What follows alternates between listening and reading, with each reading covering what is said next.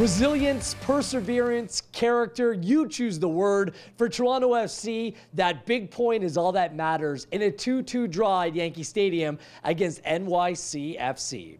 Gareth Wheeler with you. Toronto FC left it late before finding the equalizer after being robbed earlier in the second half of a controversial goal call back.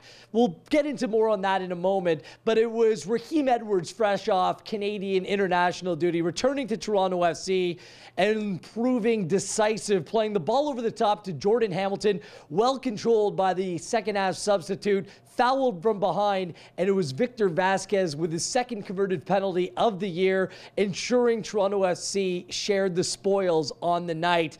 Nothing came easy for Toronto FC after scoring the opening goal in the 11th minute. It was Ashtone Morgan incredibly scoring his first goal ever for Toronto FC in league play in his 99th appearance.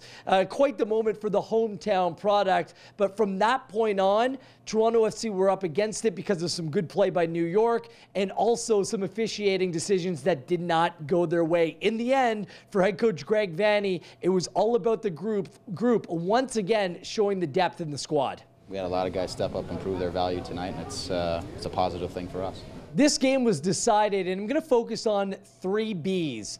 Bounces, bad luck, and bad decisions. The bounces simply weren't going Toronto FC's way on the night.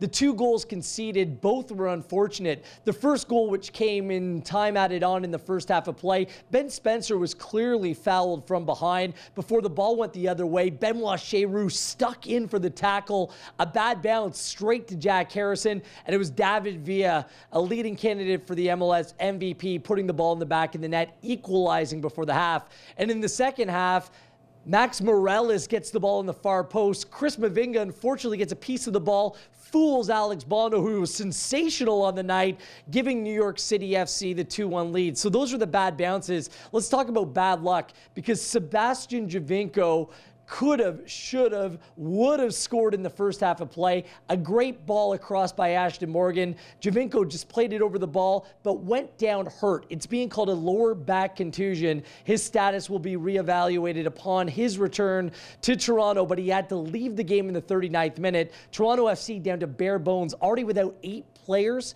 due to injury and no international absence on the night, make it 9 with Giovinco leaving the match. And the bad decision. In the second half of play, Toronto FC believed they had equalized. Jay Chapman scoring his first of the year before the goal was called back. It took more than a minute, and New York City FC protesting to have the officials change the call. Multiple angles, none of them decisive, and for me, tie goes to the runner. It's inexplainable how, without the use of VAR, that the goal could have been called back as such. And if you look at the angle from behind the goal, it looked like Jay Chapman was onside after Ben Spencer played him in with a header. And that was the major talking point coming out of this game. For me, that's my first goal, so I was pretty excited. So went and celebrated, and then I guess the referees saw something that I didn't.